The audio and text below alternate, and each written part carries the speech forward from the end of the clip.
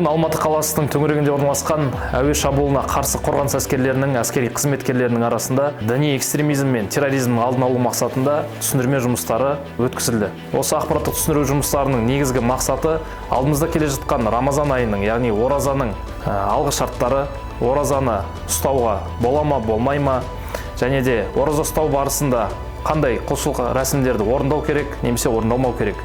Әскери қызметшілерге діни экстремизм дегеніміз не, және діни терроризм туралы не білеміз, діни радикалды экстремистік топтар жайында не білеміз, олардың негізгі түпкі мақсаты, идеологиясы қандай екені, және де ол кісілердің Қазақстан Республикасына қандай қауіп төндіретін жайында айтылып өтілді. Және де алдағы уақытта бұл әскери қызметшілердің діни тұрғыдан және экстремистік тұрғыдан осал болмайтынына сенімдіміз.